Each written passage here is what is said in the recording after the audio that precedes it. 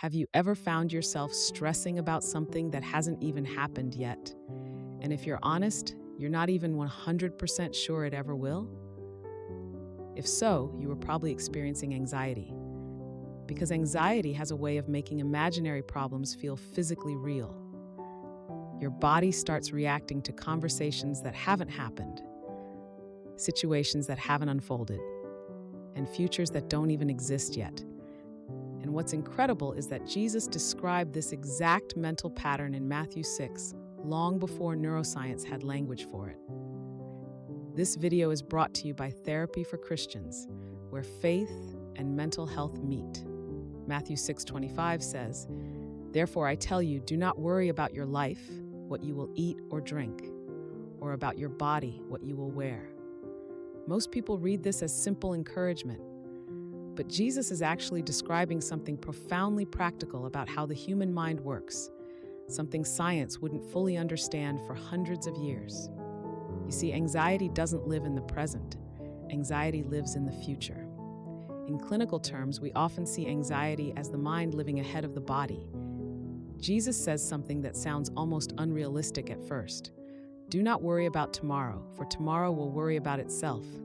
Each day has enough trouble of its own. Most people hear that and think Jesus is just saying, stop worrying and just trust God. And yes, we are absolutely called to trust Him. But Jesus is doing something deeper here. He is telling us where to locate our attention. From a neurological standpoint, anxiety is your brain rehearsing what-if scenarios. Your amygdala, the brain's ancient alarm system, is incapable of distinguishing between an imaginary danger in the future and an actual danger in the room. When you imagine a what-if for next month, your heart rate increases, your muscles tense, and your breathing becomes shallow right now. Your brain is speaking a language of threat, and your body is paying the bill for a crisis that hasn't even arrived. Jesus wasn't just speaking spiritually here, He was speaking biologically. The Greek word He uses for worry is merimnao. It literally means to be pulled apart or divided. Anxiety fragments your internal state. Part of you is here in the now, but the other part of you is fragmented, living in next month, next year, or next decade. Jesus isn't commanding you to simply shut down your emotions. He is calling your attention back into the present moment. In therapy, we call this regulation.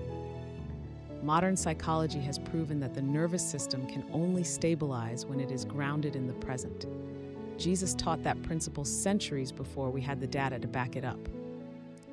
When Jesus said, each day has enough trouble of its own, He was setting a neurological boundary.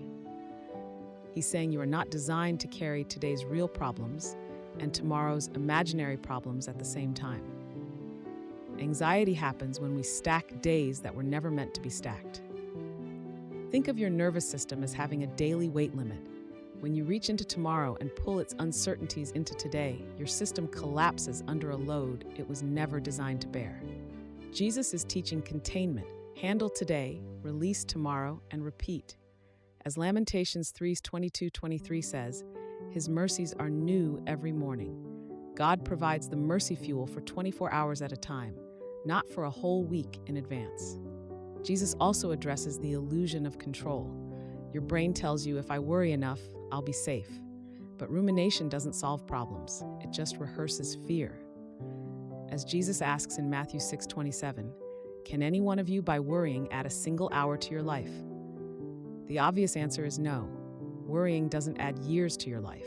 If anything, it can take away from them. To break this loop, Jesus gives a practical grounding exercise. Look at the birds of the air. He isn't being poetic. He's shifting your focus from an internal threat to an external observation. In psychology, focusing on nature is known to trigger soft fascination, which shifts the brain from the sympathetic nervous system, fight or flight, to the parasympathetic nervous system, rest and digest. By looking at the birds, concrete, present, and provided for, you signal to your vagus nerve that you are safe in this moment. Finally, Jesus gives us a top-down regulation strategy. He says, but seek first His kingdom and His righteousness, and all these things will be given to you as well. Anxious minds need a single point of focus, not 10 different what-if outcomes. When you organize your attention around trust, the kingdom, instead of threat, the world, you give your prefrontal cortex an anchor. This is why he taught us to pray for daily bread, not future bread. Because faith lives in the now. You are not meant to feel safe about the future. You are meant to feel supported today.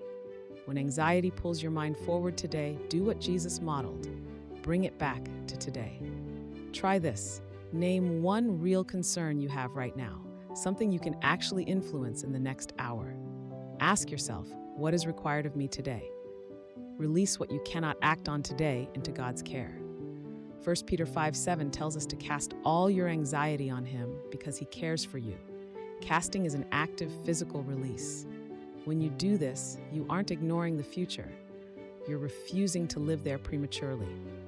That isn't avoidance. That is obedience to the biological and spiritual design of your soul. I hope this message spoke to you.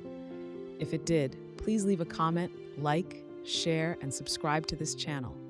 Also check the comments or video description for more resources.